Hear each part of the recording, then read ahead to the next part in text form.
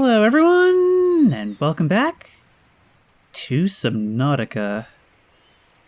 Last time we acclimated a bit to our new surroundings, made a lot of progress in gearing ourselves up, and in learning about the local flora and fauna. Well, what we learned is that we may be safe here in the shallows, but we were extremely lucky to come down here, because there's a whole world to herd out there, and unless we learn even more, we're never going to be able to deal with it. But we're not even going to get the chance if we don't get inside that ship and, I guess, repair, shut down, do something with its reactors, and we don't have a lot of time. Thankfully, our first expedition proved that there is a lot of goodies on board, a whole bounty of survivable materials, and things we can learn how to build. So let's review. This thing is perched on top of a sandbar right before a big drop-off where giant creatures lurk in the murkiness.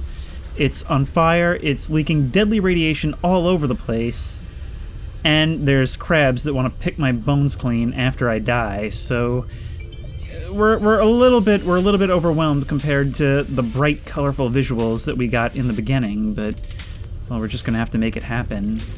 It also warned that we might need a laser cutter, but we haven't discovered how to build that yet.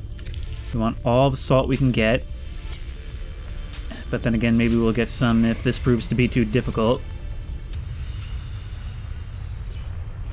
This whole place is so unstable. It just like shakes and rumbles every time I'm near it.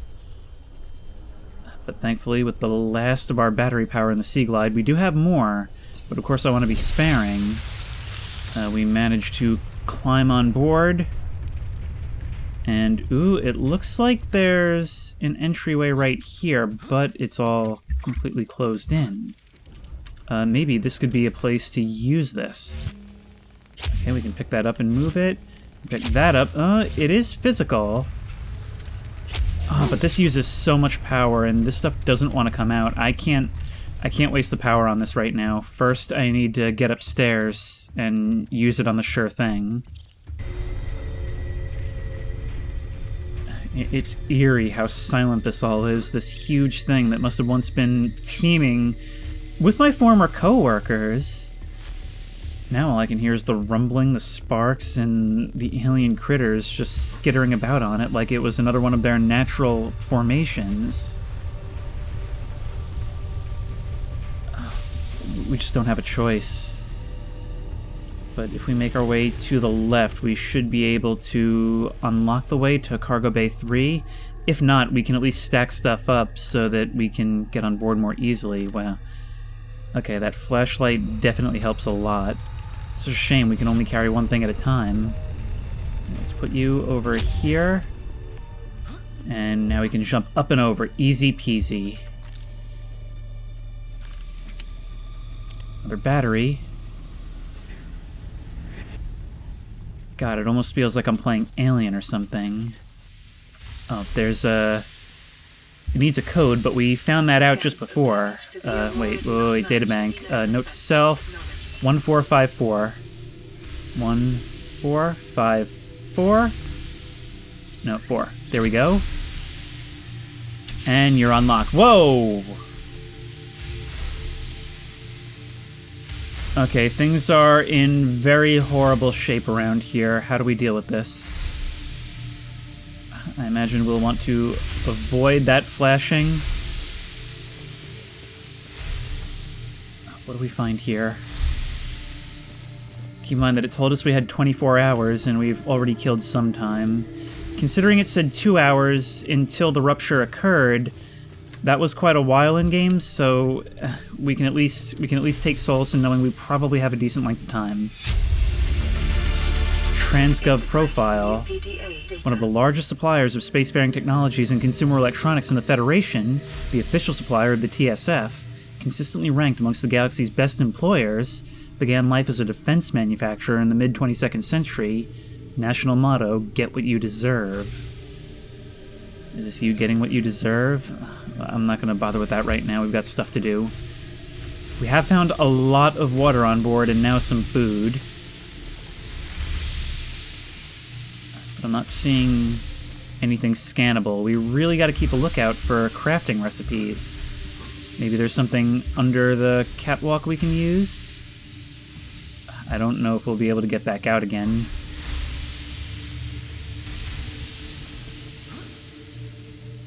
Well, there's a lift, or what used to be a lift. Wow, this stuff drains so quickly. Really grateful for all the batteries we're finding.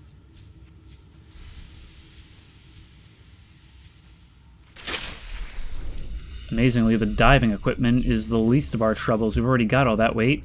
Oh god, what are you? What are you? Hang on, wait, where's my knife? Where's my knife? Can I climb out of the water? What do I do about you? There's like a leech thing. Hang on. Can I cut you off? Okay, you just left. I need you dead, please. Thank you. Okay, we have one health kit. Okay, well, we're gonna keep that honest for now because clearly we can't use anything else to pull you. You can't just use your hand. But as for the scan, can we learn more about you? Not from a dead one. More battery. That was really done. You're still there. We've got our knife at the ready now. And backup bleeder. Okay, so you're basically a leech. Get off of me. All these things need to be dead. Kill on sight. I mean, like I said, I don't like killing animals in this, but self-defense is another thing entirely. Why do I feel like I've been sent into the waters of Reactor 4 at Chernobyl? Warning, local radiation at maximum tolerable level. So our suit can't handle anymore. Okay, we can repair these. I sort of remember this from when this was in, like, very early access. But I think this was, like, much, much more cut down at the time. Containment breach repaired. Further breaches detected. Okay, so we are on the right track. This is what we're supposed to do. Alright, let's go. Containment breach repaired. Further breaches detected. So I have a feeling I'm going to have to dive into these... Yeah, I'm going to have to dive into these waters, aren't I? Okay, well, I suppose we're safer from radiation in there than up here, right? Are there more of those little guys in here? There are. There are, so we've got to keep it moving. Where are those leaks? Well, there's a couple right there. We can scan them as well. Hang on. We need to get this information, and who knows if we'll be able to figure this out later. Drive core shielding breach. Shielded by a thick metal shell, which it breached in multiple locations shortly after the crash. Once breached, it will continue to leak radiation into the surrounding environment until the breaches are sealed. After that, the radiation will dissipate over time. Okay. Well, thankfully we came prepared. Containment breach repaired. Further breaches detected. See, I love having objectives like this in survival games beyond just feed yourself. It makes it feel so much more like we're doing something, you know? Like there's goals to work towards, like there's... Well, like you're doing something to make your survival easier, rather than just doing the surviving. Of course, I don't know what happens if we just leave this for the 24 hours they talked about. Containment breach repaired. Further breaches detected.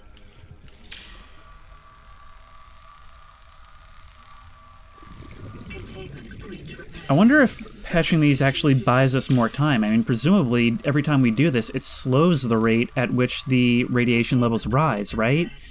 Further breaches detected.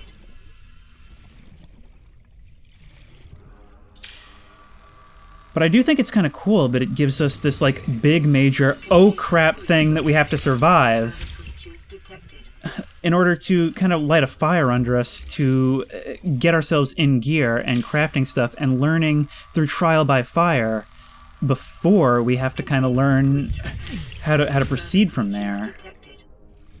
We are getting really messed up by these things, but where are... Okay, I think there's more right there. We got you. Come on. Find the sweet spot.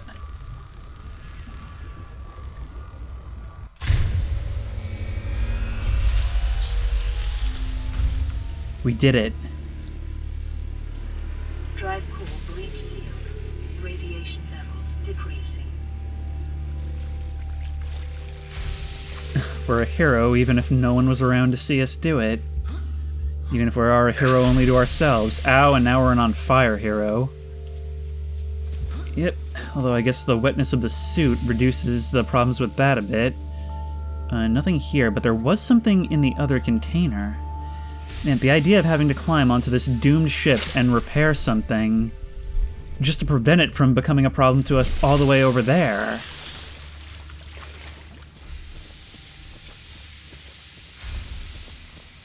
Now let's see what you're about. Cyclops Efficiency Module. How much space do you take up? Not a lot. I assume you'll be important later. But we can always make more space with some snacks. If we come down this way... Uh-oh. Yeah, I think this is going to be one of those times where we need a laser cutter. So this might be the end of our exploration of this chamber for now. But it does leave us more things to come back and look at once we develop the proper tools. Well, now that I guess we do have a second, I suppose we should take a moment to learn some of what we learned so far. I guess it's a lot. Altera launches the Aurora. That's us. The furthest reaches of inhabited space are due to expand as Altera Corp launches a newly constructed capital ship carrying a phase gate bound for the Aradni Arm. The Aurora will travel from a space dock on the edge of Altera space, making hundreds of consecutive phase gate jumps through 9 different Transgov authorities, and arrive on the far side of the Aradni Arm in 3 months' time. From there, the command crew will pilot the ship beyond the final phase gate, arriving in the next solar system approximately 18 months later. In other words, distance. There, the elite team of engineers will begin a 6-month construction project on the new phase gate, a multi-trillion credit investment. In the absence of existing infrastructure in the region, the vessel is equipped with advanced thermal and nuclear power facilities.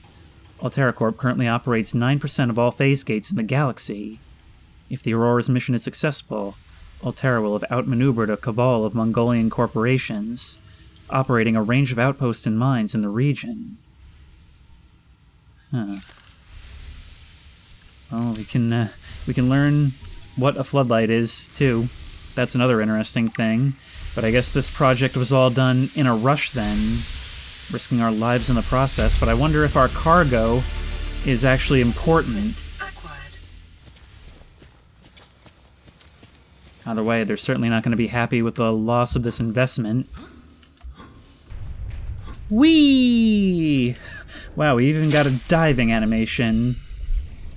I suppose after being nibbled, stabbed, hit in the head with a piece of metal, set on fire, and exposed to deadly radiation and alien bacteria, they're willing to tolerate anything. You guys know what I saved you from, right?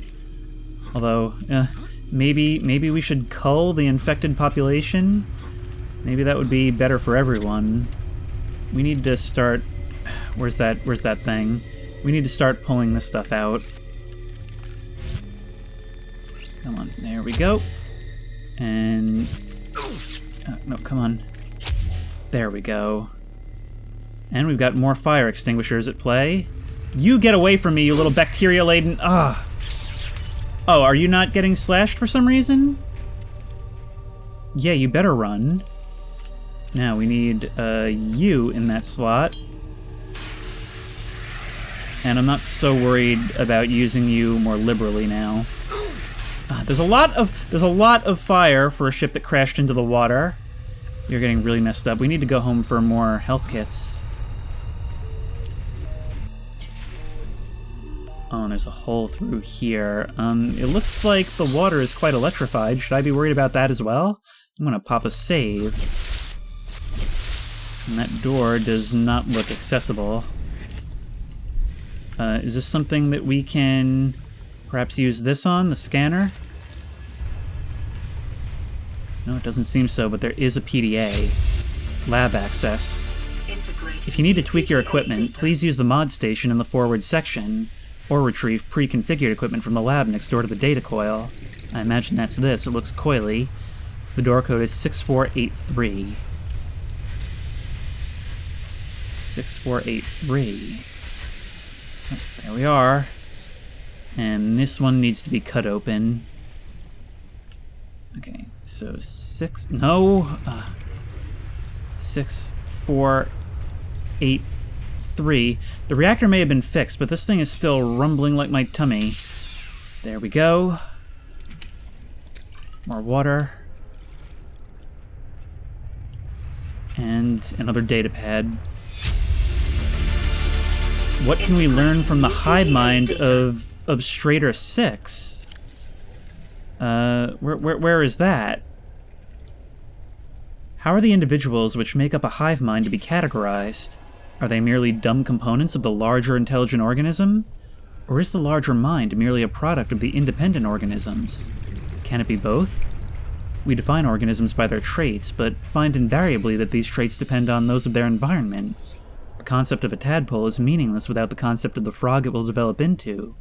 The idea of a predator is empty without an understanding of its prey.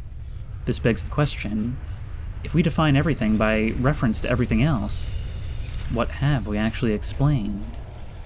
I'm going to read more of that, but we are drowning as we read it.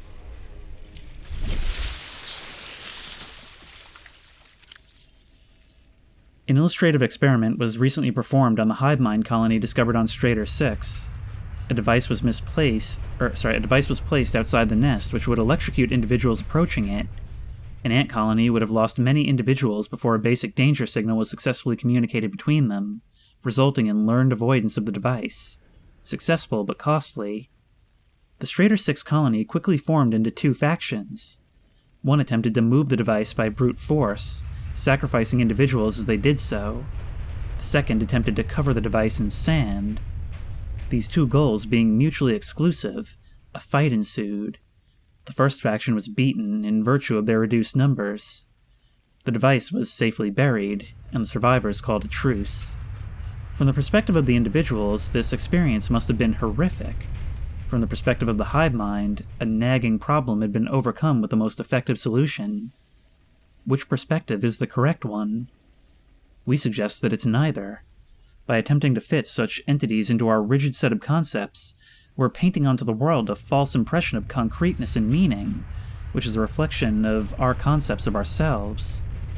We describe Strader 6 individuals as attacking one another, just as we describe microbes in the human body. Yet the Strader colony, like the body, cannot be healthy as a whole without the aggressions of its components. We describe neurons in the brain as being dumb, but brains as a whole as intelligent. But when an idea takes hold in the brain and forces out inferior ones, do we describe this as an act of aggression? Do we mourn dead neurons? When a philosophy or a technology takes hold in human society, when wars are fought over them and people die, is that rightly seen as being good or evil? This is not to undermine the meaning of our existence. From where we stand, our existence is very serious indeed. But is our civilization and our universe really any different from the colony on Strader 6? Is intelligence something limited to things of flesh and blood? Or is the universe truly one giant intelligent system, and we but amoeba blowing self-important potholes in its surface? We would do well as scientists to remember that our goal is not to paint the world as we see it, but to see it as it truly is. Game, it's too early to be getting this philosophical, but you're right. I mean, the good and bad of that situation mainly comes from our valuing of individuals. But then again, you could see, we'll take that flask, you could see all of human life, all of all life, as merely evolution forcing us down a more efficient chain until better and better products are developed. Okay, but what do we got here? Data bank corruption was detected on your PDA. Your technology blueprints have been updated. Repulsion cannon. Like me on a dating site. Okay, but we can move around to the same chamber, ultimately. We've made our way, we've bought our time. And now, I guess our main goal is going to be to try, going deeper.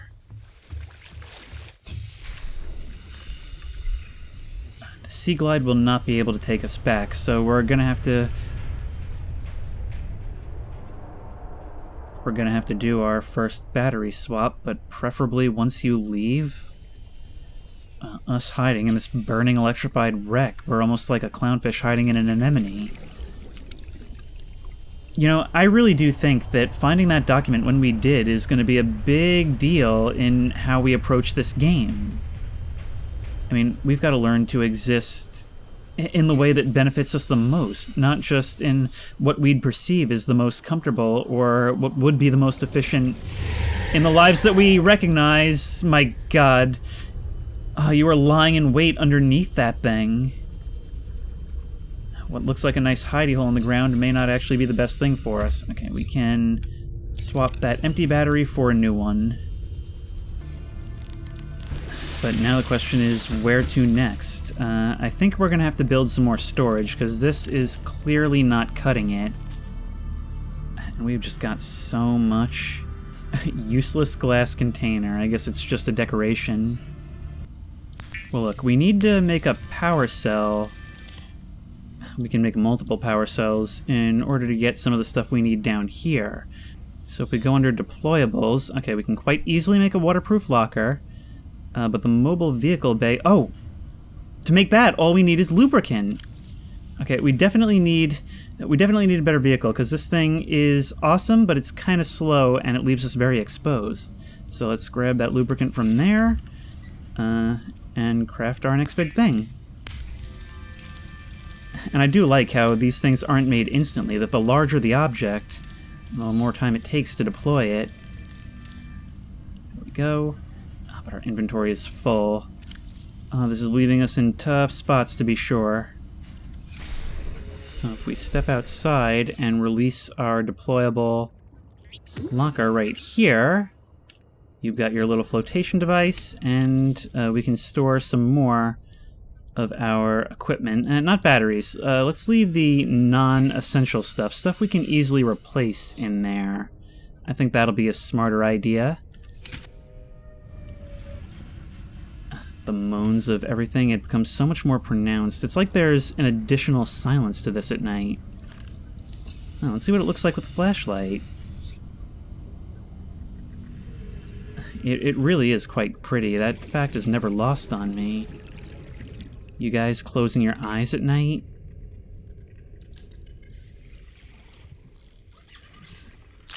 Oh, you actually seemed like you were a little bit less prone to attack that time. I didn't even see you until you were right beside me. Is that a nighttime behavior? Looks like we've got another message. This is Officer Keane in Lifepod 19. The captain is gone. I have assumed command. The last thing the captain did was give me coordinates for dry land. We regroup 1.5 kilometers southwest of the crash site. Stay together and good luck. This message will now repeat. Rendezvous coordinates corrupted. Transmission origin coordinates downloaded. Signal location uploaded to PDA. Okay, that is going to be a little bit far. And although we can do it, I think this is the perfect time to instead invest our energy into building the next vehicle. Morning has arrived. We have got our mobile vehicle bay, and we need to find a spot to drop it, somewhere not too shallow. So right here looks about good. And now we can, ooh. And now we can climb on board. No recipes available, though. We were pretty close on the Seamoth, and I think we were seeing pieces of it over there towards Lifepod 17. So that's where we're headed. I didn't even make a note of this red stuff on the ground before. There's another creature egg. I'm only not taking those because I don't really need to saturate my inventory space right now. What are you? Laser cutter fragment! Okay, that would have done me so well a moment ago. But I think we're already doing really well this early, and Seamoth. I think this is the last one we need. Yes! Alright, let's just take whatever resources we can. Oh, a new blueprint plus steel ingot. presumably that'll be necessary for our build.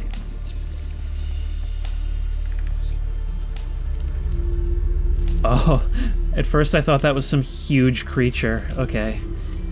Oh, that stopped my heart for a second, but actually, Passing 100 meters. it may be even better. Efficiency decreased. It's another wreck. If we can get into here, I guess we'll need the laser cutter. I bet there's more goodies to be found. And we've got another message. Let's get all the stuff we can. Ow. We're getting nibbled on by bottom feeders. Oh, and we are so deep. Oh, I hadn't even considered that up until we started hitting that 100 meters. Not only will our oxygen deplete more quickly, it's also going to be harder to surface in time. This is what we need the better vehicles for.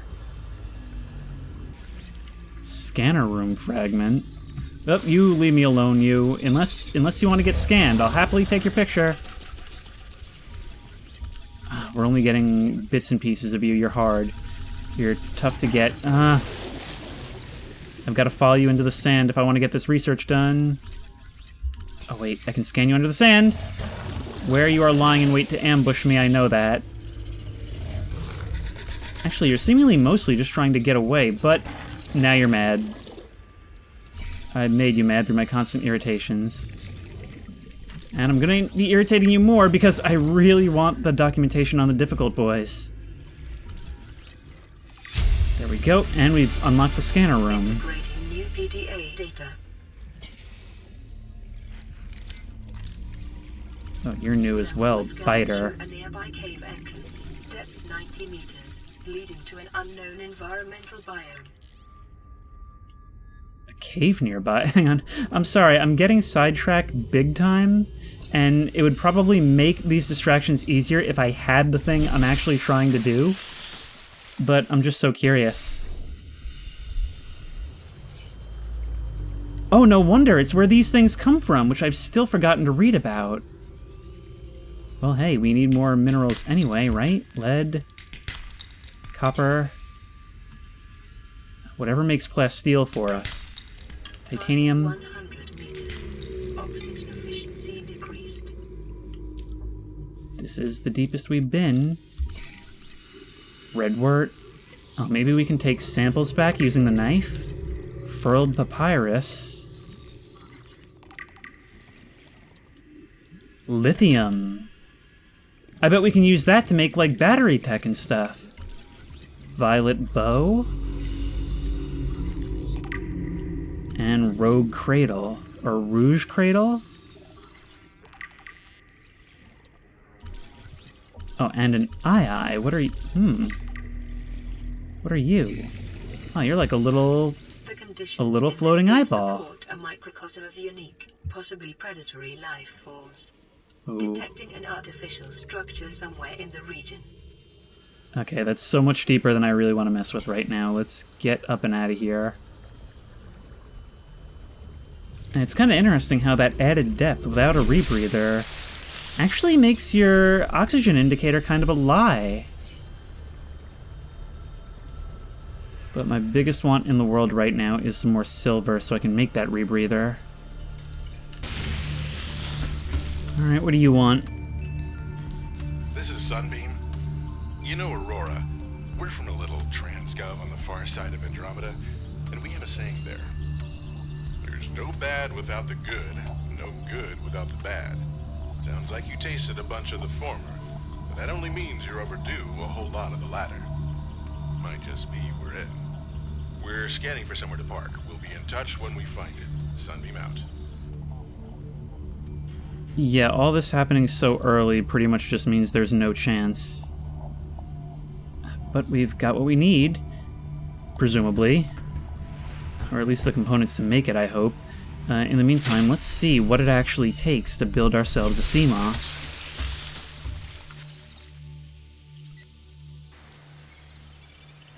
There's also the Cyclops, the big boy. But right now we need a titanium ingot, we've got that. Power cell, we can make one of those. Glass, lubricant, and lead. So we're gonna get some of yous. And we can only carry one of yous. And inventory space is becoming a real problem. But I'm hoarding stuff because I know I'm going to need stuff, and it's going to be a chore to go out and find it when I need it. So let's come back in here. We can make... I think we have enough to make the lubricant. And the fiber mesh. Okay, so there we go. All we need now is a little bit more glass to complete all this. And I think we're just about ready to start exploring the deep. Let's see if we've got what we need. Oh, this is so exciting. Okay, make it. It's a fast, safe mode of transport, but remember that swimming is good for your glutes and endorphin levels. Oh, I'm gonna have glutes of steel after this, but look! Oh, look, they're like little fabricator drones. Look at this thing. There it is. Our own personal little thing, and just like that, Welcome aboard, my Captain. dreams of playing that PS2 menu have come to life. Look, we've got repair level, we can see the temperature of the water, and our energy. Given how difficult power cells are to make, not difficult, but they're more resource intensive than batteries, hopefully they last a bit longer than the Sea Glide. What about the rebreather? We can do it. No problemo. Ooh, there's an upgrade panel on the side. Okay, I think we can fit like modules and stuff in there. And do you have a storage? I'm not sure you do. So let's replace the radiation helmet with the rebreather. As for the radiation suit, we might as well, presumably it won't work anymore, but we might as well just keep it on us so we don't have to keep placing storage. Was it just me, or did something really loudly just like hit the side of this thing? So we got the biter, that little guy we saw down by the wreck. A vicious pack-hunting predator, 94% muscle, 4% connective tissue, 2% brain, indiscriminate when hungry, almost always hungry. Specialized olfactory antenna, employed in detection of bodily fluids in the water at impressive range. Secondary pair of eyes, likely dedicated to detecting the peripheral movement of larger predators, and hungry members of its own species, they're little cannibals. Overdeveloped tail fin, favors outpacing and outnumbering their prey over individual maneuverability. Calculations suggest creatures up to 100 times the biter's body weight could succumb to a forced assault by a pack of 10. Avoid packs, try not to bleed. Oh, bone shark. We saw only one of you in the previous episode. A large and powerful predator that lives in small groups and fiercely defends its hunting grounds. It's got a thickly armored exoskeleton, which suggests defensive adaptation either to larger predators or in-species aggression. Marked similarity to the segmented exoskeleton of the sand shark, suggesting a relatively recent common ancestor. It's got large eyeballs consistent with high light sensitivity, likely for hunting of luminescent prey in low-light environments, so these guys go pretty deep. Generally slow and unresponsive as a means of energy conservation, they will act with uncompromising speed and aggression against any threat to their territory. Avoid, may be distracted by light sources. Okay, so that's the beauty of the scan. We learn your weaknesses. Now Mesmer, one of you guys had a very close encounter with our brain when we checked out that cave. Small carnivorous life form with a unique hunting mechanism that enables it to hypnotize its foes. You may have hypnotized me, but I'm not sure you would have been able to eat me. Or would you? It's got outer wings, which the Mesmer swims using a number of wings which can be angled up and forwards on approaching its prey. Tiny lenses on the surface can be tilted independently to create mesmerizing patterns, which flood the victim's brain with enticing messages, interpreted in whatever form is most convincing by the target. In this case, our own PDA. And outer shell. The Mesmer can open the jaw-like recess in its protective outer shell in order to, redacted by the FBC, share its beauty. do not resist. It even affected the PDA. Assessment, draw closer. That is so creepy. That opens up a whole new can of questions. And the sand shark, this ugly guy right here. A powerful, medium-sized predator that burrows into the sand and ambushes its prey from below. As with many predators, it may be possible to temporarily distract sand sharks by feeding any hungry specimens that draw close. The unusual location of its forward dorsal fin suggests a purpose unrelated to movement through water. It may be employed in shifting sand beneath the surface, or in mating rituals, or may simply be an evolutionary dead end. Well, that would make sense. We saw them burrow down. A segmented exoskeleton. Thick armor plating renders the sand shark almost immune to attack from above. While it is capable of impressive acceleration, its exoskeleton prevents it from changing direction quickly. The sand shark is thus a perfectly designed ambush hunter, but ill-suited to sustained pursuits. So all we gotta do is run. Feet. Ill-designed for ambulation, likely used to disturb the surface of the sand so the lifeform can burrow into the ground. Be vigilant for ambush in sandy biomes. You mean the entire ocean floor? But I hadn't even realized that. Yeah, you've got like little bug feet on the bottom of your body. We have one Leviathan-class creature. Oh, and it's you, of course, although you're not the only one we've seen, just the only one we've been brave enough to log. This vast life form is in excess of 30 meters long, and has been designated Leviathan class. Fortunately, it feeds exclusively on plankton-like life forms in the water. Okay, so we don't have to worry about it. It's got a chitinous shell. Most of the life form's topside and some of its underside is protected by a thick, layered exoskeleton. This suggests an evolutionary path quite different from other organisms on 4546b, most of which are vertebrate in nature. The reefback species has likely been able to grow far larger than other herbivores because anything large enough to break through its shell has long since gone extinct. Or they're hanging out over by the wreck? It also has enzyme pods like the gasopods. Similar in appearance to the algae glands of the gasopod, these organs on the reefback's underside serve some unknown purpose in its digestive system, and are capable of expelling small quantities of stomach enzymes into the surrounding waters. Local microcosm. An array of different barnacle and plant species grow on the reefback's shell, thrusting their roots into ancient scars in the chitin, and taking advantage of their mobility to avoid predation. Nonetheless, reefbacks will often be pursued by the faster, hungrier herbivores, and thus this Leviathan species is a mobile microcosm worthy of years of study in itself. That is fascinating. Life cycle.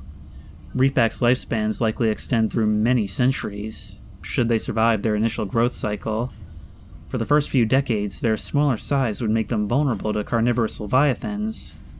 Sociable and seen traveling in small pods and communicating by an echoing call, behavior is consistent with low-level sentience. They're smart cookies. Assessment: harbors plants, small fish, and metal-rich barnacles. Alright, but we can't sit around doing this all day. We are actually dying of hunger and dehydration as we're reading. So we're gonna have to grab a couple more of these little peepers, as little as I like doing that.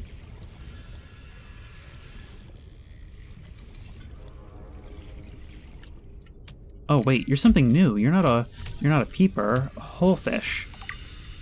A very small herbivore found in low numbers, often around cave system entrances where their skin coloration blends into the background. By manipulating the size and shape of the hole in its tail, it can perform unpredictable maneuvers. Smaller than most other herbivores, presumably due to lack of vegetation in low-light environments. Okay, so they're just little guys. Now that we had the ability to make a couple more batteries, I think we'll make ourselves that spare power cell and have a journey to see just how deep we can take this thing. The game really opens up now. Now's the point where we sort of have free reign. Of course, you look on the top of our HUD, and you'll see we are at 7 meters out of 200. That means that this thing can go to a maximum depth, I think, of 200 meters.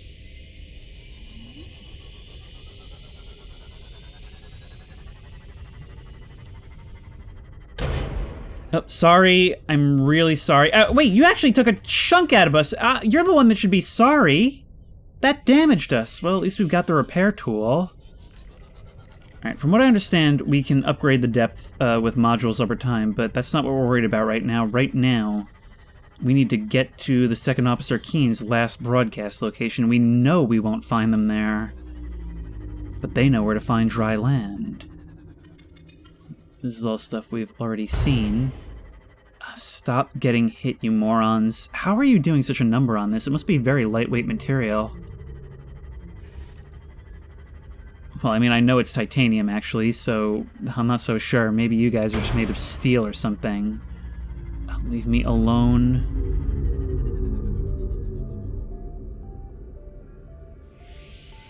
Of course, what kind of playthrough of Subnautica would it be if I didn't take those Jurassic Park moments to just stare in awe at some of the life on this planet? I mean, look at these things, just gentle giants. Individuals being potentially centuries or more old. How can you not appreciate that? How can you not be in awe of these ancient beings that have seen so much, that have such complexity to them? Look. If we look at their underside, we can actually see what looks like, I guess, a system of like intakes and pumps within their body. Maybe that's how they propel themselves? Or maybe that's them feeding on the plankton-like organisms. This game is just... I always like to make a note of it when a game indulges the curious, when it knows that you'll have a fascination with this type of thing, and you'll want to know how these things work. And for the observant, that information is there. Yeah, I've got a couple of peepers in my inventory. When you say it like that, it sounds like candy. Which, I suppose they could be. But how far have we gotten from our destination? I've lost track of where I was going. Hey, who wants to explore a trench? Ooh. I'm sorry. We are destructive. There's a whole different environment down here.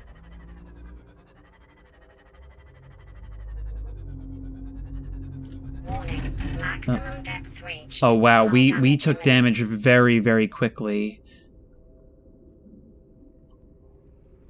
And hello, what are you? Why do I get the feeling that these things come with an electric charge? That's just my first... Oh, we can't actually seem to scan you. Really? You guys seem pretty significant as a form of plant life. Gabe's feather. I haven't really been reading the plant things, and I'll spare you more reading for now, but I really do feel like we've got to start learning about that. And what are you? Bloodvine.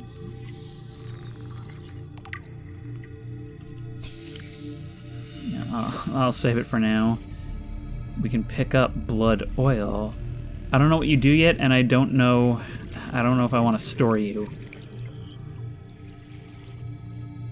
What about this? Yeah, your blood oil. Okay, what about that over here? Now, notably, we don't have to worry about crush depth as an individual. It's only the craft itself, but of course we are limited in oxygen. Vital signs stabilizing. So we're very much tethered to our Seamoth. I really feel like I should be saving. So, friendly or not friendly? Warper. Oh no, okay, very, very, very not friendly. Let me learn about you so we can get out of here. Let's go. Okay, it is time for us, not necessarily to surface, but at the very least to get back on track. Oh, look how high up that surface is. Ow. You guys, I don't remember this being a problem. But it seems like I'm like an old lady who should have had her license taken away 10 years ago. But hey, at least we reacquired the broadcast location. And it seems like you are down in this trench as well, so we may as well descend a bit. Things are getting so much more open here. Open and darker. The Seamoth may not actually be able to reach that pod. We may have to make the last little bit of that trip on our own. That's alright, that's why we still carry the Sea Glide on us. More parts of the wreck here. Oh no, are you actually going to be inside of a cave? Sort of, just another dip. But yeah, we are gonna need the Sea Glide for this. Let's get some repairs on you before it's too late. School of Fish, I did not need your shadows doing this right at this moment. Oh, look at those rays of light coming down, although it's certainly a lot dimmer down here. We've got our rebreather, we've got our Sea Glide. That's all we need for now. If I can locate this again. I keep losing my sense of direction, becoming disoriented.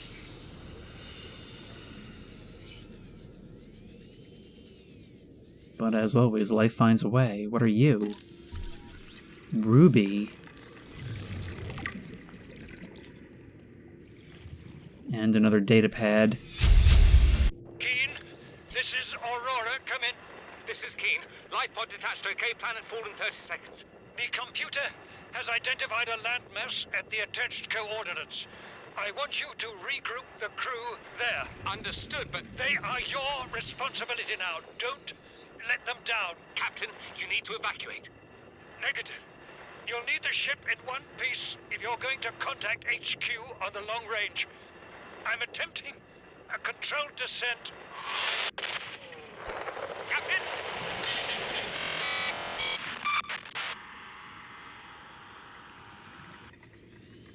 You went down with the ship. Trying to keep it intact so that we'd have as much to salvage as possible.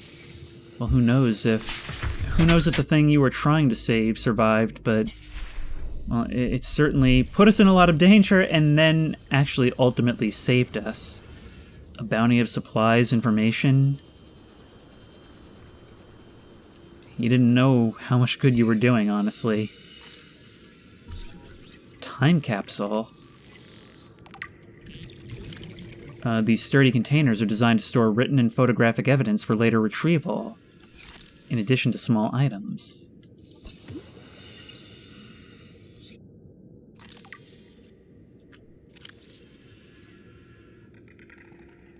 Okay! Somebody had a picture of a Stargate around here, and some very strange creatures. That looks like it might be a Seamoth in the middle. But I don't understand this language.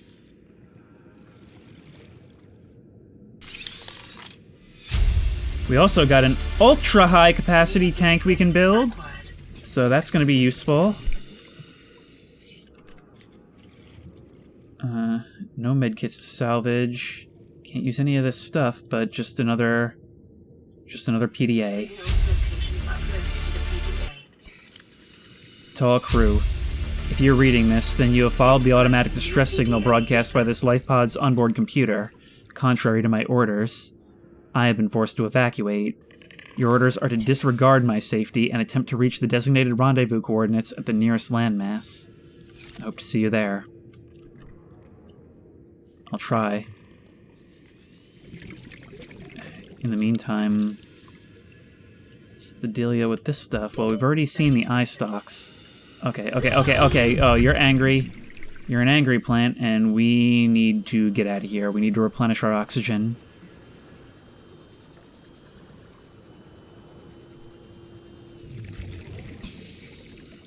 Our first foray into the depths, and it shows how things are really calm until they're not. I mean, when you're so caught up in the exploration, the lack of oxygen can really sneak up on you. The rendezvous point is actually really, really close, so against my better judgment, I'm actually gonna move and do that right away.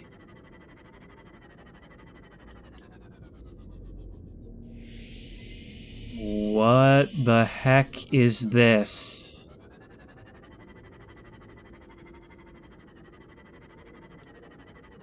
Oh, you're like big versions of those things we saw on those rocks that were floating over the cave. Can we scan you? Ancient floater. Are you like jellyfish or lobsters? You just keep getting bigger and bigger until something kills you? Welcome aboard. Alright, you'd probably be under scavengers and parasites. So you got the floaters.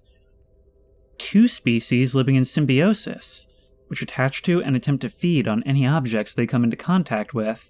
Dominant life form. The pink main body and inner suction jaws the dominant creature.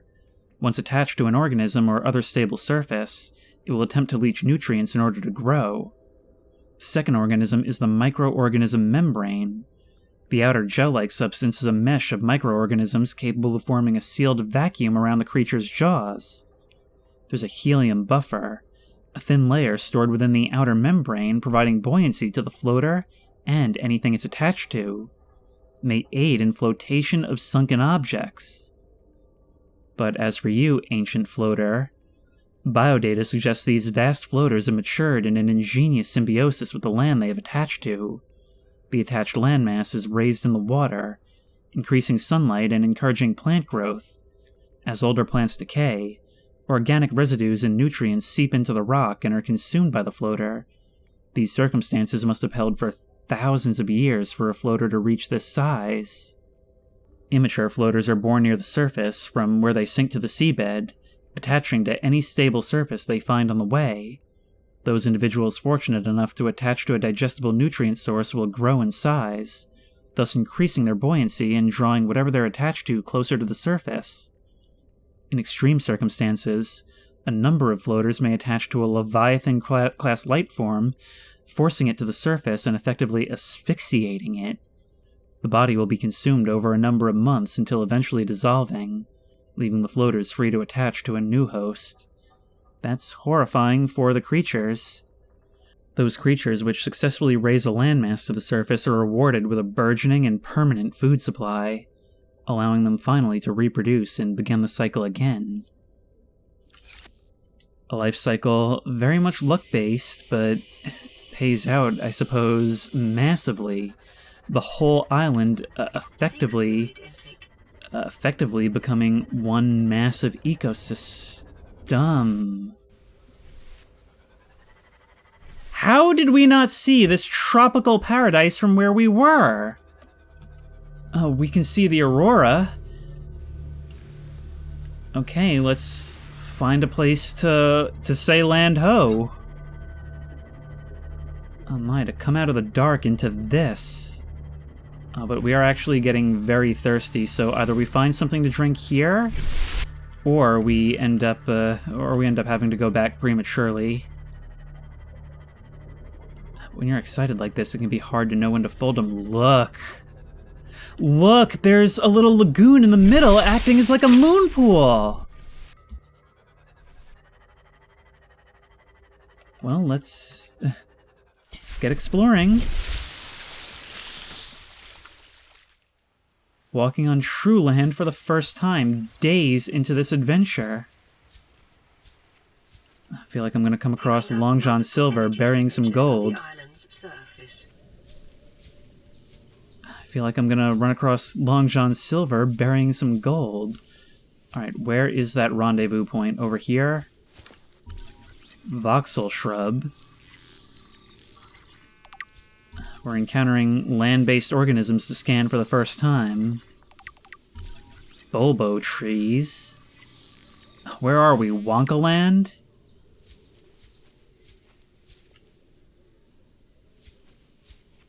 Is that something up there? For a second I got scared. It looked like some kind of giant insect looking at me, but hang on, that might be construction. I do think I need to come back, though. I think I'm too thirsty, and I've got to cut this short. Ming plant? Unless I can eat some of this stuff. Hang on. Do you provide any? No. You're a seed. We'll keep your existence in mind, but I can't really plant you right now. Okay, so how are we getting over there? There's a whole, like, network of trails here. Although I'm certain a person didn't make those. Of course, you guys are here, too. Jaffa Cup? Maybe we can sip from you. There's a path through here. Wow, this makes it feel like a Halo map or something. But listen, we can listen to, like, the chirps of all kinds of life living up here. Possibly insects, even? If we can get up there, maybe they've got some Gatorade in their fridge. That's kind of my last hope before I decide to skedaddle for now. Never mind. Fluid intake immediately.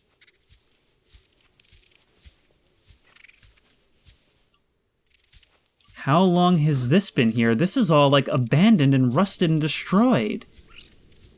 Are we not the first ones to get out here? Well, we can scan this grow bed. Ow. Maybe some of your fruits are good. Small marble melon. Well, you do give us some hydration, but I don't want to... Look, land-based stuff we might not be able to find more of. So I kind of want to leave you until we've got our own grow going. Chinese potato plant. Purple tablet. That one actually seems to respond to us trying to scan it. Hang on. This carbon-based device is lighter than it looks, and features a symbol which resembles a U lit up in purple. Despite the onboard power still functioning, algae growth on the exterior indicates it was abandoned hundreds, perhaps thousands of years ago. While the technology is far beyond Federation levels, and there is no obvious way to interface, it should nonetheless be possible to fabricate a precise physical copy if necessary. Okay, this has got to be really important, but we've got to go. We've really, really got to get back home now. Best bet might be to actually climb this hill. We can scan the rooms themselves, but we're so thirsty. Stop trying to eat me, crab things. Forget it.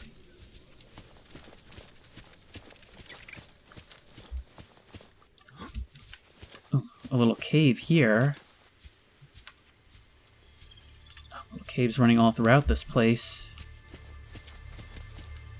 Sorry I'm whipping the camera around so much, but I'm kind of in a rush. Fluid intake immediately.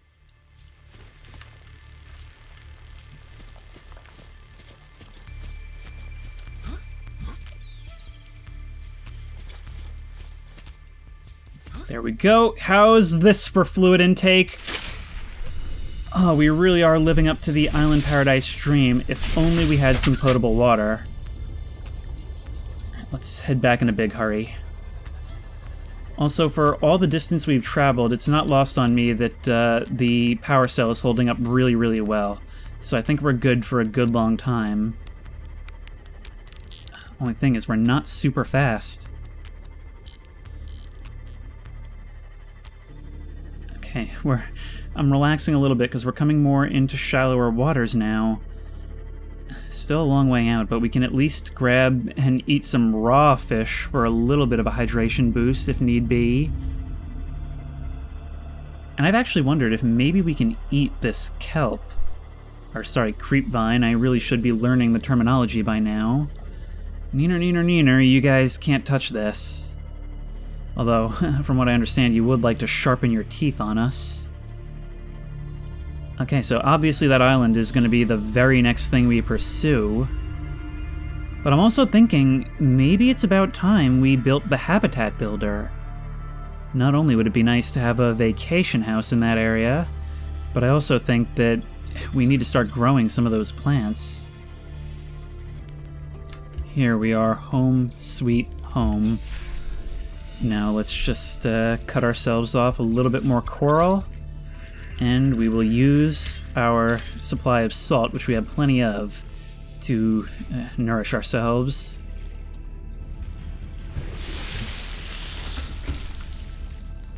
High priority automation. Decoded message from Aurora. Live pod 13 coordinates attached. Live pod is carrying high priority passenger.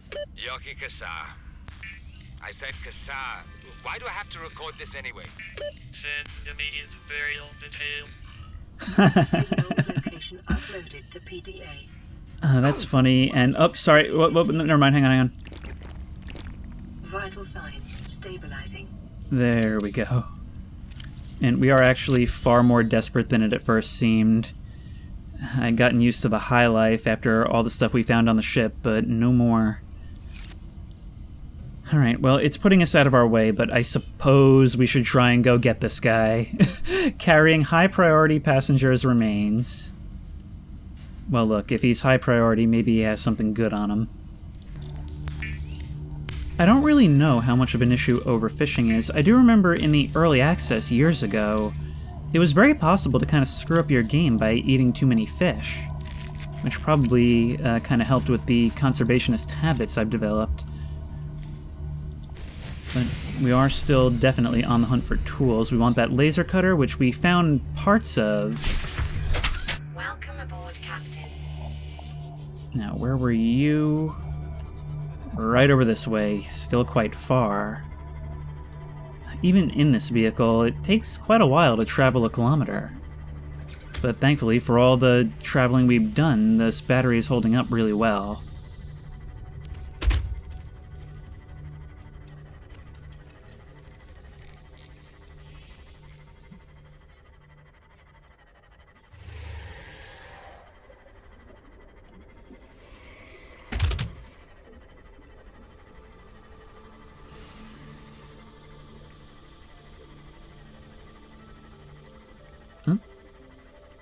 The terrain dipped down, but now it's sort of rising up again. See, the important thing about this is that it's leading us to discover all kinds of new biomes. They're like bugs on a windshield. And showing us that biomes can repeat, that they appear in multiple places, unless they wrap around and connect in ways I'm not seeing. Oh, there's more stuff from the ship. Is there anything of importance here? What is that? Mobile vehicle bay fragment. Okay, I'm not really worried about that.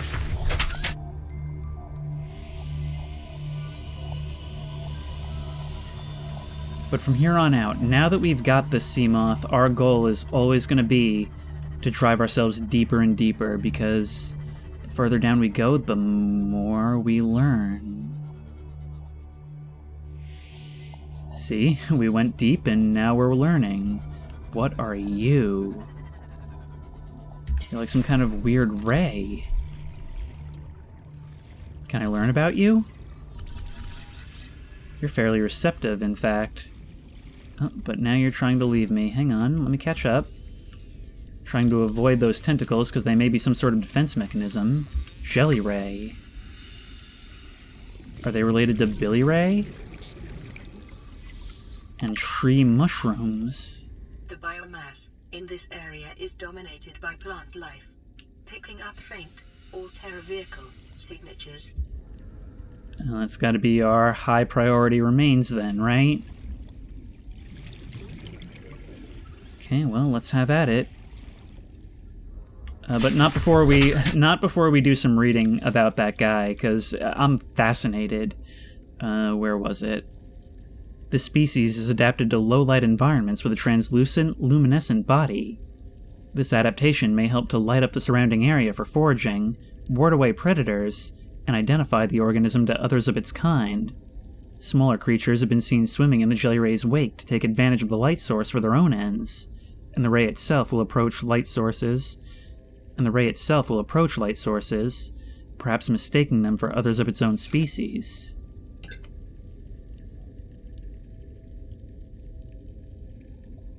Huh. I mean, I can't tell if that's what it was doing right there, but it did certainly seem to be moving closer. Alright, well, let's make our way in your direction. Look at this. Sorry, I think I might have either hit somebody or... Yeah, I don't see any back that I could have dragged along. But wow, there's so much verticality even beneath the ocean. That's amazing. And that's not the only amazing thing. They have like a great tree in the center. I wonder if this will be independently scannable? Nope, just more of the same. Although its top does not breach the surface.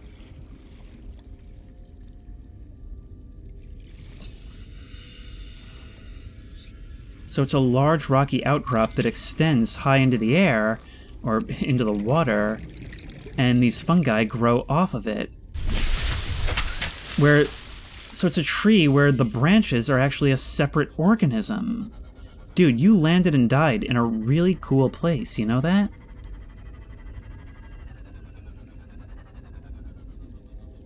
Life pod 13.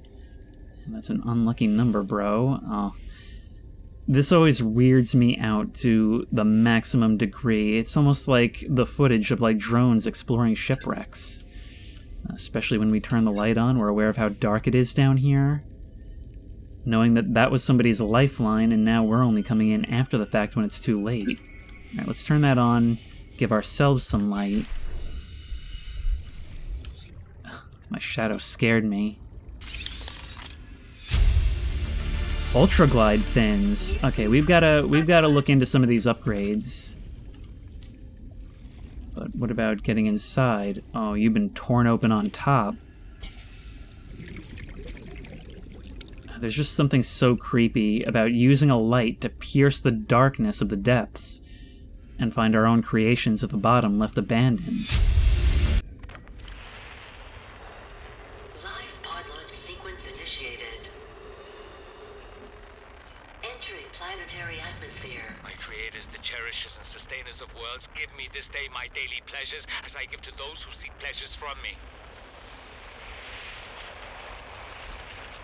External temperature approaching critical levels. Show me the path. In life, truth, and love for mine is the power. I am the one. On and off and on again. Impact imminent. Life is a game which the universe plays with itself. I am done playing as this bundle of flesh. Return me.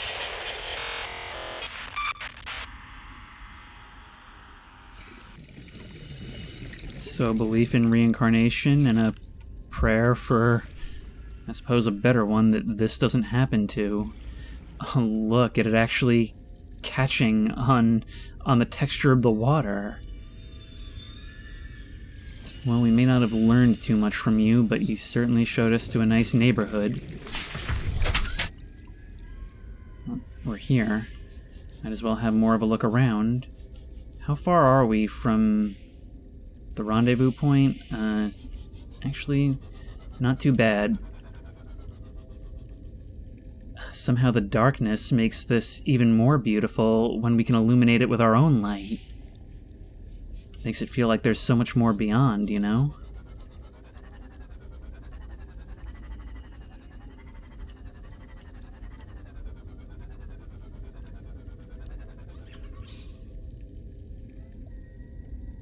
That was a strange sound. Sounded almost like a giggle.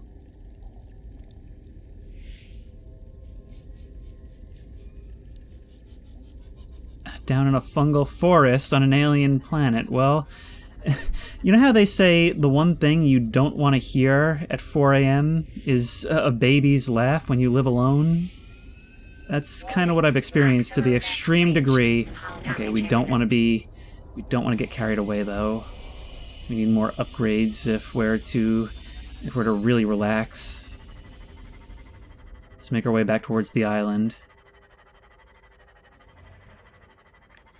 You know, at a certain point, we're not going to know when it's night.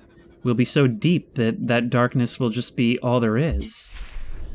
I also see we've got another new radio message, but we don't have time for that right now. Thermal plant fragment. There we go, 1 of 2. That means that there must be others nearby, right?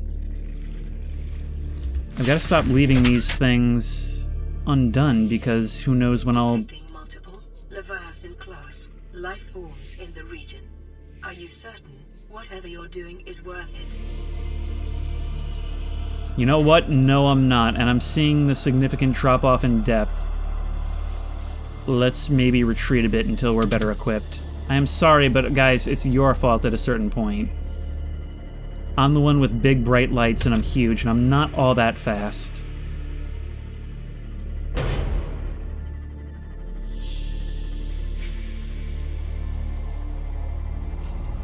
Are you something else we can use?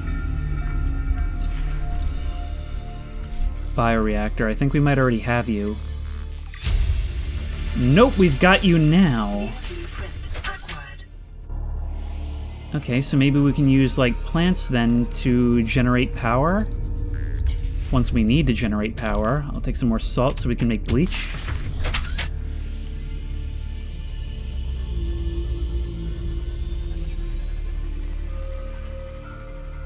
Oh, this is just so creepy. And you know, for as fitting as the music is, I actually really like the moments where it's totally silent except for the sounds of the sea itself. How's that for alliteration? I mean, these times when it goes silent and you really appreciate the enormity of the landscape you're traversing, everything just went really, really dark. But I'm seeing some glowing things down there. Okay, we've already seen that we can't interact with those. Wow, that is a sharp drop-off. I think that might even be gold. The rendezvous is still quite far off, though. Don't like that noise. That sounds like a noise that signifies big boys nearby. And I've just realized our light ensures that they will see us long before we see them.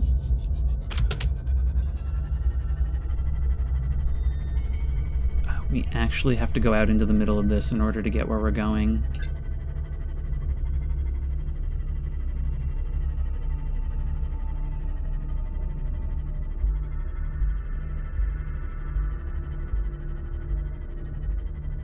It's horrifying. Like, you know how when you're traversing over some area, like a tall bridge or something, or on a ladder, and they tell you don't look down? Because, you know, it'll make your stomach drop and you'll really appreciate the danger you're in. Even though there's no danger of falling, I'm getting that when I look down here. Either I can see the bottom and I can see just how vast all this is, or I can't. And I realize I can't even fathom the vastness of this. Wow, we can even breach in this thing. Ooh, I wonder how high we can get it to go. Using the island for comparison actually makes that a bit easier. Yeah! Oh, we can't even see. I would have been so mad if I had landed on land and had no way of retrieving the Seamoth. But I think we should stop messing around before I get dehydrated again. There's that secret lagoon, making this my own private little refuge. Well, besides the fact that there's probably not a single other living soul on this planet. And there is a little cove right here that we could potentially park in. Although I'm not sure what benefit that provides over just going for the sure thing in the middle. Grub basket. All these things make it sound like the food is right there, but it just never is. Ooh, a cave. And I am still eagerly hunting for pirate's treasure. Oh my god, I was kidding! What is this? This looks like the stuff from that one photograph that we found. Alright, well, we're never gonna stop. We're never gonna stop with this. Can you hydrate me? A land-based fungus species with harvestable spores. Inedible. Okay. At best, we'll use you in some kind of tank that we install. Did I just see something scannable? No.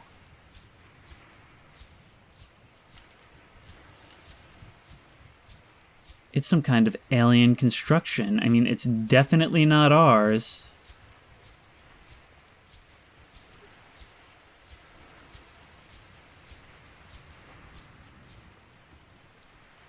Alien arch.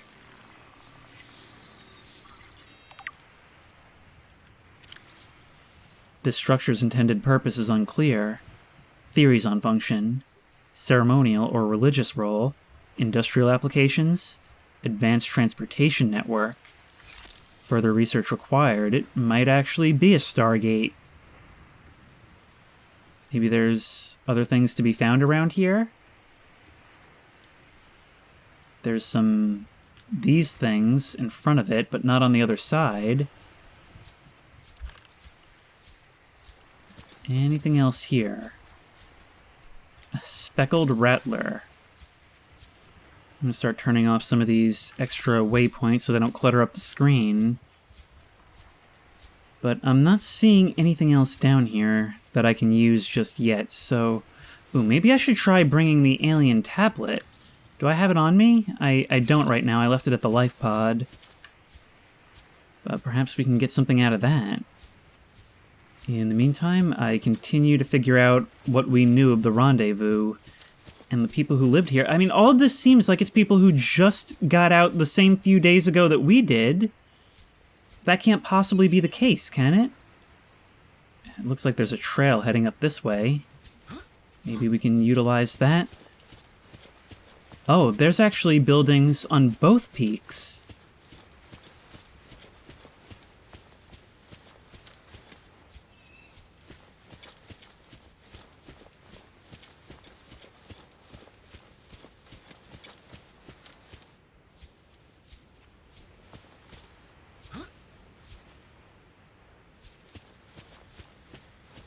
Maybe that information could have prevented us from crash landing, or whatever happened to us.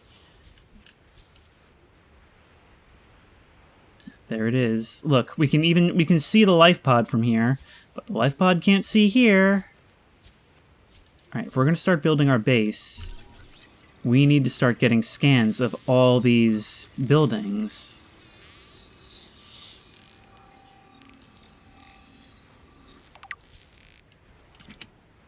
Some disinfected water. If only we had just come up here. There we go. Indoor grow bed. Okay, this is actually kind of what we need to get started. And the observatory building.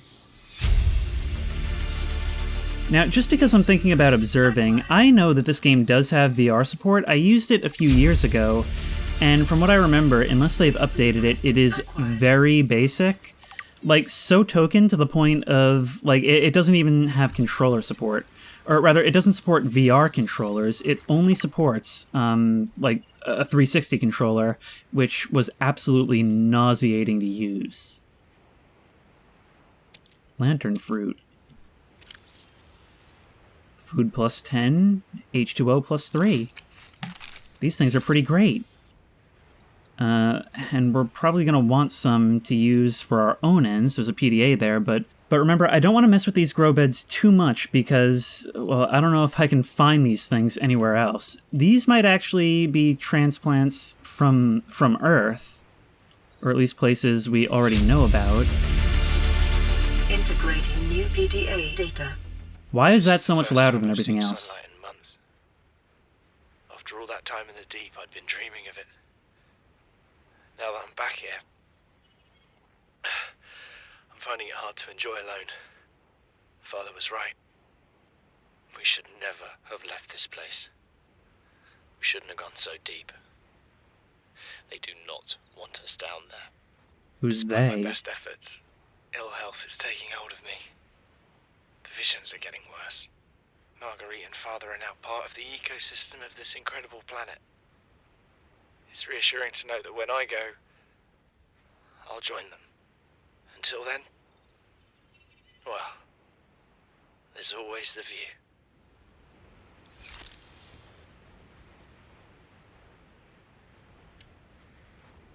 Glass half full kind of guy, huh?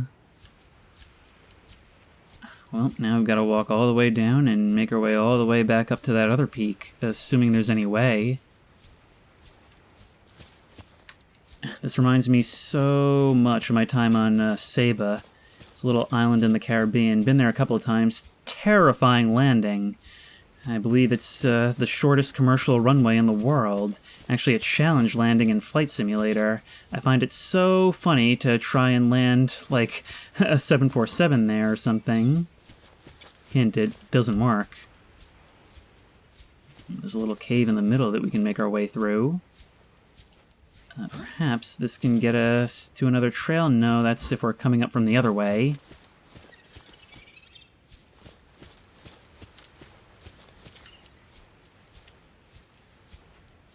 Thank goodness for these trails, otherwise this would be impossible. Last thing I want to be making here is some rock climbing gear. And if you fall, your corpse will just kind of slide off into the ocean from the momentum. You know, once those fires stop burning, that'll be part of the ecosystem too. We stopped the radiation leak, hopefully for a long time, if not forever. And then it becomes just another natural reef.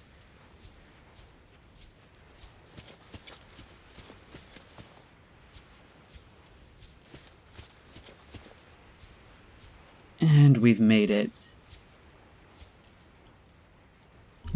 Composite plant pot. Now we can keep... And small marble melon. Well, I'm not too worried about taking you guys. Oh. And the Chinese potatoes can be picked. Num. And... num. These marble melons are actually excellent for us. I think we should be looking into growing those. Imagine just sat here all day, every day, just looking out over that endless expanse. Expanse is a word that's getting a lot of use these days. Why is that so loud? Yeah, no, Degassi survivors, you're from a different expedition. So we're not the first to inhabit this world, but by gum, we're going to be the most successful. This island is a godsend. Look out of the window. No predators, fresh food. No building materials, nothing left of the ship. And your kid says we're gonna starve without more grow beds. Speak up, kid. It's true, Father. The natural growth rates are too slow to keep supporting us. All I'm saying is ocean's got us surrounded. No use hiding. Sooner or later, we'll get our feet wet. The rest of your life may have been a fight, Maida, but I've made my decision. You want to forfeit your emergency pay to take a swim? Go ahead. Believe me, I'm thinking on it. That's sad. That's sad. Started out so optimistic. But this ecosystem just wasn't enough. Even though it is for the life that surrounds it, that lives on it. I hate to see things go bad for someone who likes to see the bright side of things.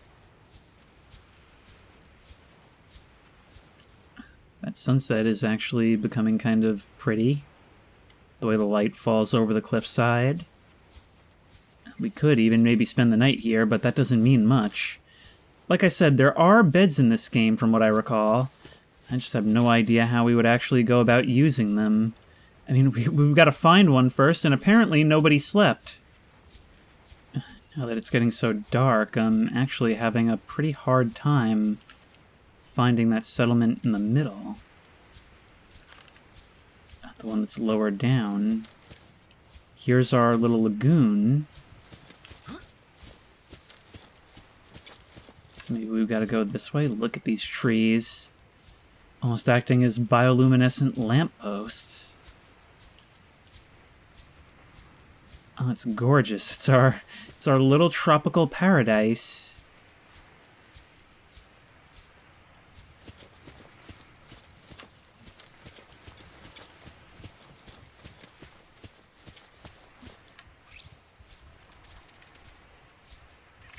But there are some predators. They may just be nibblers, but I would say that they count as predators if they will actively try and come at me, no matter how ineffective they may be.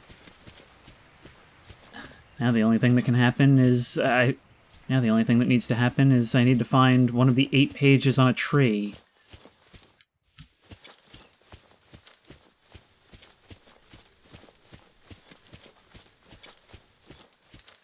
Ooh, more lantern fruits. Okay, we're definitely going to be taking some... I was going to say I'm taking some samples with us, but I know that items, like biological items, can decay if we hold them for too long. So I'm thinking we're going to try and build a base sort of nearby to here, but on the ocean floor. And then from there, we'll start growing and come back to collect samples. You, however, are going to have to die if you want to come near me. That's right, you better run. What is that thing? I don't know. I found it outside in the sand. Part of another ship? None I've ever seen. It's not even scratched. Don't fool around with it. It might be worth something. Stand down, Chief. If it were gonna crumble to dust, it would have done so when I picked it up. It's glowing. We're not the first people to come to this planet. People. Maybe. Could be aliens. Could be the damn sea monsters for all we know. One thing for sure, we ain't gonna find out by staying here. They're clearly talking about that alien device that we took with us. The one we now have to bring back. I so wish I'd kept it in my inventory. But we're learning more about building, which is going to be the next step. Can't seem to climb in there, though. Wait, what are we able to scan? Oh, the wall planter. Alright, well, it's not going to hurt to get some decor, I'm sure. Maybe if we climb up. Yes, we can climb into the upper chamber. New blueprint acquired. And that allows us to climb back down into the other end. And that's just titanium because we already have the Ultra Glide fit. That's weird. There's no animation for climbing the ladder. We just teleport. I mean, it's fine. Chief's log, 5 weeks since the crash. The only other survivors are my son, Bart, and Maida, the cut-price mercenary I commissioned for the journey. After days drifting in the life pod, rain hammering on the roof, the weather cleared and we washed up here. I had Maida salvage the Degazi wreck, set Bart to finding us a stable source of food. His education is paying off sooner than I'd anticipated. Our only problem is Maida. She says the weather's going to turn.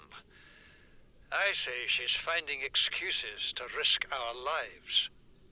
I imagine she's not gonna weaken her life without a physical altercation, and she's itching for a fight. In every judgment she makes, things go from bad to worse. If she had my experience, she'd have more faith. Humans have spent millennia specializing in how to shackle nature to our will. This planet won't cause us any new problems. My one task now is to keep us alive, as comfortably as possible, until the insurance company arranges rescue. In this part of space, that could be months, or even years. Well, I'm the closest you're gonna get. Give me the battery. Oh, there's just an open door back here. Son, I said wait for the storm to pass. Your life's more valuable to me than a plant patch. You stopped being in charge when the ship you were captaining sunk. I'll stop being in charge when you take charge of yourself. Say, Chief. Chief, What? do you know how to drain those grow beds of 40 tons of stormwater? Or how to conjure food from the air? I know how to prioritize. I'm just saying, if that's so, what's your boy's life worth to you today? If tomorrow you're gonna be so hungry you start wondering what he tastes like, let him go deal with the plants. Son, go deal with the plants. Bard, Torgo has disembarked the habitat. Interfere with my family again, and when rescue arrives, I will leave you here. Do you understand me? No rescue coming, Chief. Not in time. And no staying here neither. This rain keeps falling, sooner or later this place will be buried. Only choice we got is whether to get buried with it.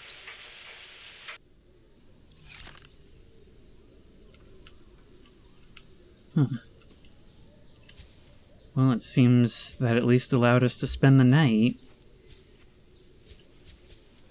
But it's just, it's one of those things where, especially in the sincerity of the voice acting, like, it's actually really good.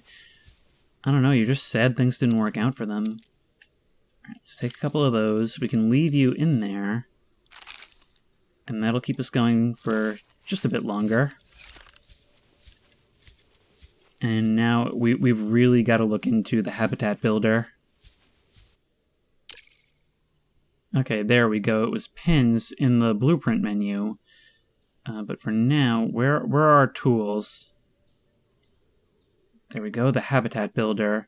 We need a computer chip, a wiring kit, and a battery. Well, that's no problem. We're going to need a lot more silver. But how do we get a computer chip? Just some table coral and some copper. We've got all that. Okay, we can totally do that.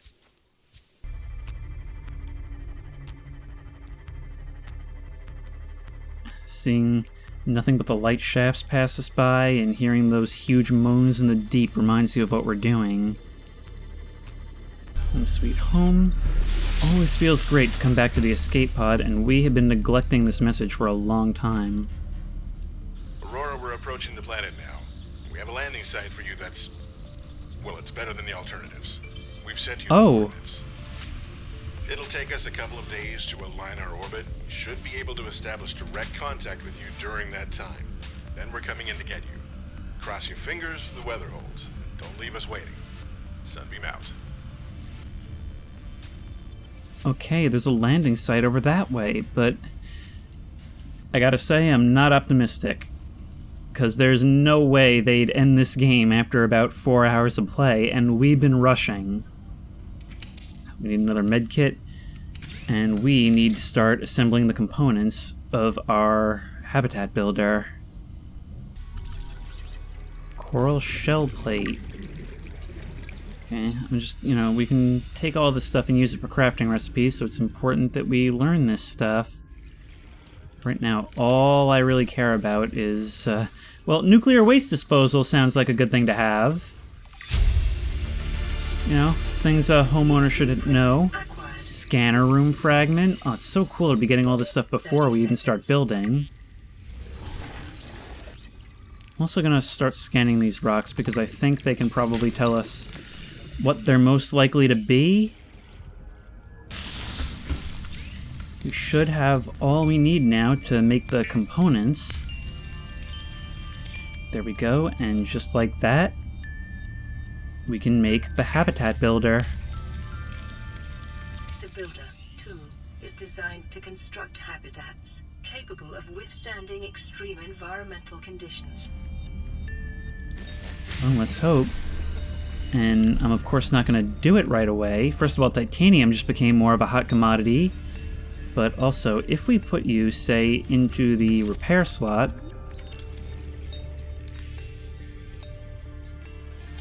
we should be able to, yes, we right-click, and there we access the build menu.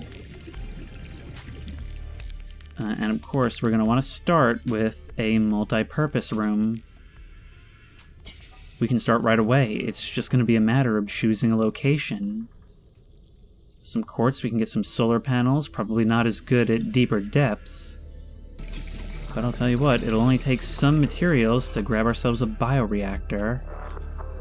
There's only one thing I want to do before we end the video, and that's... I want to learn what that thing was we saw down at the deepest depth we went to.